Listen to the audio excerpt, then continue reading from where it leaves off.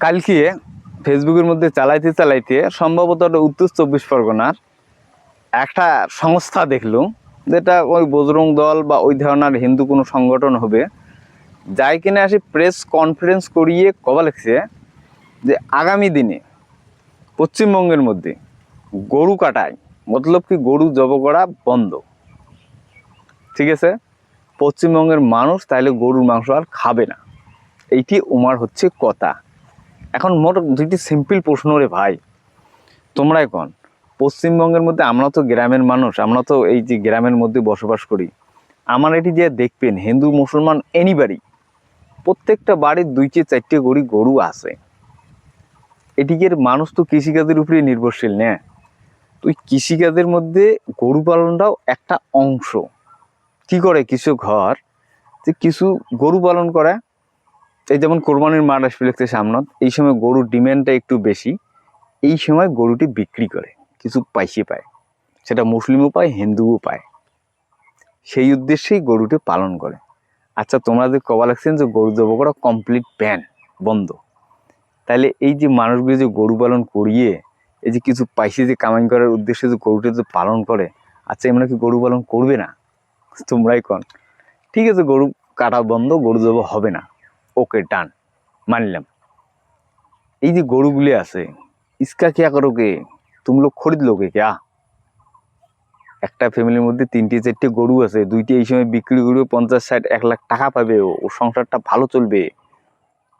তোমরা যে কমাচ্ছেন এটা করা যাবার না, তাহলে ওই ফ্যামিলিটি কি করবে? গরু পালন করবেন না। তোমরাই কন। ऐसा होता है, ऐसा नहीं होता है भाई साहब। তোমরা কোন সংস্থা হন, তোমার প্রতি মোট শ্রদ্ধা আছে, এমনটা না যে শ্রদ্ধা নাই, কিন্তু ভাই লজিক্যাল ব্যাপারে আসো না। গরু কাটবে না তো কি করবে? আর মুসলিম সমাজের এই এত দীর্ঘদিনের একটা প্রথা, কোরবানি নামাজের সময় গরু জবু করে, এটা স্বাভাবিক ব্যাপার। তোমরা এই গরু কোরবানি নামাজের আগতে এই ধরনের প্রেস বাচ্চাদের দিবি লিখছেন, তো দেশের মধ্যে একটা বিশৃঙ্খলা তৈরি হবে না? কাটবে না ওরা গরু, এটা কোনো কথা? যতই কিছু কন, গরু কোরবানি তো হবেই, তোমার এটা আটকাবার পার না।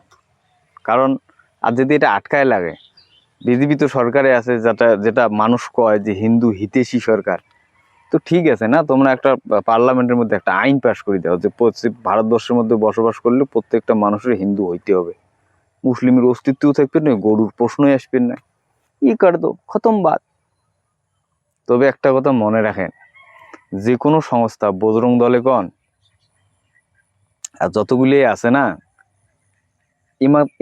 ইমার মাইন্ড থেকে যদি খালি মুসলিম শব্দটা মুছি দেওয়া যায়, এমনি এই সমস্ত কর্মী লেগছে জাস্ট একটাই কারণ, যে মুসলমানগুলি দেখা লাগে।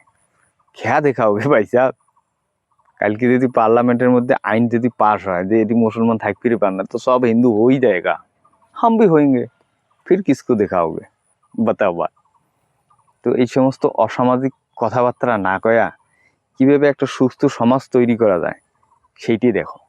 হ্যাঁ, তবে হ্যাঁ, এইটি যে সমস্ত মুসলিম বেশি সংখ্যক হিন্দু মানুষের মাঝখানে বসবাস করেন বা হিন্দু মানুষের সাথে বসবাস করেন, তোমার এটাও নৈতিক দায়িত্ব যে যাতে ওমার কোনো অসুবিধে না হয়, ওমার কোনো অসুবিধে না হয় এমন কোনো কীর্তিকলাপ করা যাবে না। কারণ আফটার অল রাত শেষে আমরা ভাই ভাই, এটা মানতে হবে।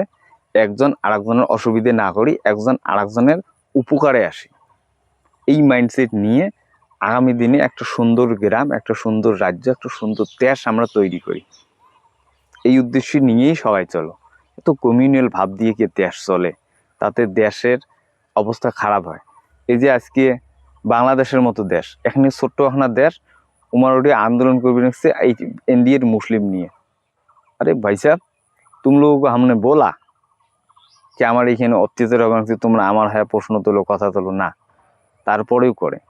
আচ্ছা, এই আফটার অল যে এই যে ভারতবর্ষের মধ্যে যে সোশ্যাল মিডিয়ার মধ্যে যে মাঝে মধ্যে যে এই ব্যাপারগুলি দেখা যায়, মুসলিমের দাড়ি দড়ি টানা, টুপি খুলি নেওয়া, জয় শ্রীরাম কওয়া, এই ব্যাপারগুলি তোমার কি মনে হয় যে পশ্চিম এই যে ভারতবর্ষের মধ্যেই সীমাবদ্ধ না? গোটা বিশ্বেই দেখে, গোটা বিশ্ব দেখলে ভারতবর্ষের প্রতি একটা মানুষের নেগেটিভ মাইন্ডসেট তৈরি হয়। মানুষ ভাবে যে ভারতবর্ষের মধ্যে মুসলমানের উপরে অত্যাচার হয়। এই যে একটা সিগন্যাল, এই যে একটা বার্তা যায়, এটি জওয়াতে কি হয়, দেশের পক্ষে ক্ষতি হয়।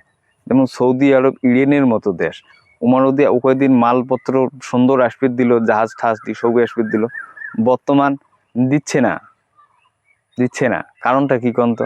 আমার থেকে মিডিয়া, আমার থেকে সোশ্যাল মিডিয়া, আমার থেকে মানুষের এই যে ভাইরাল ভিডিওগুলো যে হয়, ওর থেকে মানুষ দেখে না।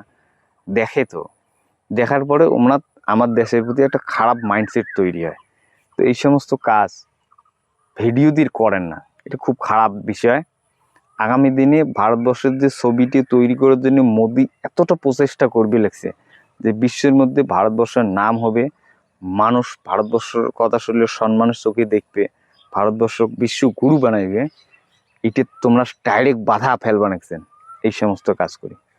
তো যদি অ্যাকচুয়াল যদি ভারত ভক্তি যদি তোমার ভিতরে থাকে, দেশ প্রেম, তাহলে তোমরা এই সমস্ত কাজ করবেন না।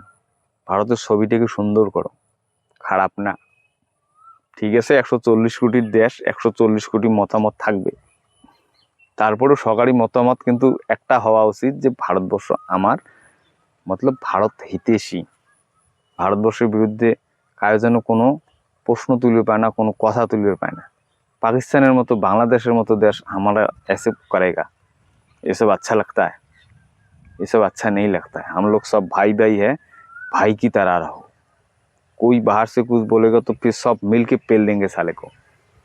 তোমার আমরা যদি এটি বিভেদ তৈরি করি, মানুষ এই বিভেদের সুবিধাটা নেয়, বুঝছেন?